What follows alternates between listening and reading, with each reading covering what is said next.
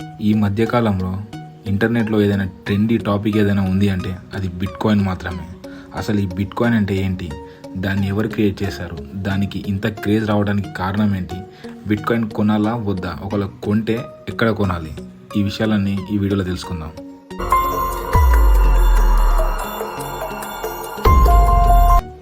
ఒకవేళ మీరు కనుక 2009, 10, 11 టైంలో ₹1000 అనేది బిట్కాయిన్లో పెట్టుబడిగా పెట్టి ఉంటే ఇప్పుడు దాని విలువ సుమారు 150 కోట్లు అయ్యేది. ఈ ప్రపంచంలో అతి తక్కువ టైంలో అత్యధిక ప్రాఫిట్ ఇచ్చింది ఏదైనా ఉంది అంటే అది బిట్కాయిన్ మాత్రమే. బిట్కాయిన్ అంటే ఏంటి? బిట్కాయిన్ అనేది ఒక క్రిప్టో కరెన్సీ లేదా డిజిటల్ కరెన్సీ అని కూడా చెప్పొచ్చు. ఇది ఒక డీసెంట్రలైజ్ కరెన్సీ. డీసెంట్రలైజ్ అంటే ఈ కరెన్సీ మీద ఏ దేశానికి చెందిన గవర్నమెంట్కి హక్కు అనేది ఉండదు. ఎగ్జాంపుల్గా చెప్పాలంటే మన ఇండియాలో రూపీని ఆర్బీఐ రెగ్యులేట్ చేస్తుంది, అలాగే యుఎస్లో డాలర్ని గవర్నమెంట్ రెగ్యులేట్ చేస్తుంది. అలాగే ఈ క్రిప్టో కరెన్సీని రెగ్యులేట్ చేయడానికి ఎలాంటి గవర్నమెంట్ అనేది లేదు, ఎందుకంటే అసలు అది ఏ గవర్నమెంట్కి సంబంధించిన, ఏ దేశానికి సంబంధించిన కాయిన్ కాదు. ఈ బిట్కాయిన్ని ఎవరు క్రియేట్ చేశారు? 2009లో సతోషి నాకామోటో అనే ఒక ప్రోగ్రామర్ దీన్ని క్రియేట్ చేశాడు. అయితే ఈ సతోషి నాకామోటో ఎవరు అనేది ఇప్పటి వరకు ఎవరికి తెలియదు. ఈయన ఇప్పటికీ బతుకున్నాడా లేదా అనేది కూడా ఎవరికి తెలియదు. ఈ బిట్కాయిన్ విలువ ఇంతలా పెరగడానికి కారణం దీన్ని క్రియేట్ చేసిన ప్రోగ్రామర్ సతోషి నాకామోటో అనే వ్యక్తి దీన్ని కేవలం 21 మిలియన్ బిట్కాయిన్స్గా ఉండే విధంగా మాత్రమే ప్రోగ్రామ్ చేశాడు. కాబట్టి మళ్ళా కొత్త బిట్కాయిన్స్ని క్రియేట్ చేయడం అసాధ్యం.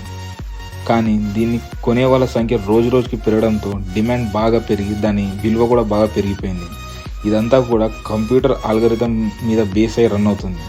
ప్రతి దేశంలో కరెన్సీ అనేది ఆ దేశంలోని సెంట్రల్ బ్యాంక్ కంట్రోల్ చేస్తుంది. కానీ ఈ క్రిప్టో కరెన్సీని కంట్రోల్ చేయడానికి అలాంటి బ్యాంక్ అనేది ఏది లేదు, ఎందుకంటే ఇది ఏ దేశానికి చెందిన క్రిప్టో కరెన్సీ కాదు, ఒక డీసెంట్రలైజ్ కరెన్సీ. ఈ బిట్కాయిన్ ద్వారా డబ్బులు పంపించిన వ్యక్తికి, తీసుకున్న వ్యక్తికి తప్ప మరెవ్వరికీ తెలియదు. అలాగే హ్యాకర్లు ఈ క్రిప్టో కరెన్సీని పేమెంట్గా బాగా వాడతారు. సో ఈ బిట్కాయిన్ అనేది ఇండియాలో లీగలా ఇల్లీగలా? 2020కి ముందు ఆర్బీఐ బిట్కాయిన్ మీద బ్యాన్ అనేది వేసింది. కానీ 2020 తర్వాత సుప్రీంకోర్టు దానిపైన ఉన్న బ్యాన్ని పూర్తిగా ఎత్తివేసింది. ఇప్పుడు ఈ బిట్కాయిన్ కొనడం, అమ్మడం అనేది ఇండియాలో లీగల్. అసలు ఈ బిట్కాయిన్ కొనాలా వద్దా, ఒకవేళ కొంటే ఎక్కడ కొనాలి? ఈ క్రిప్టో కరెన్సీ అంటే బిట్కాయిన్ మాత్రమే కాదండి, షిబా ఇను, డాజ్ కాయిన్, ఇలా చాలా రకమైన క్రిప్టో కరెన్సీస్ మనకు మార్కెట్లో అవైలబుల్గా ఉన్నాయి. ఒకవేళ మీరు కానీ బిట్కాయిన్ కొనాలనుకుంటే కింద డిస్క్రిప్షన్లో ఇచ్చిన లింక్ మీద రిజిస్టర్ అయ్యి బిట్కాయిన్లో ఇన్వెస్ట్ చేయండి. ఈ క్రిప్టో కరెన్సీ అనేది హైలీ వోలటైల్ కాబట్టి ఇందులో రిస్క్ అనేది కొంచెం ఉంటుంది, జాగ్రత్త చూసుకొని ఇన్వెస్ట్ చేయండి.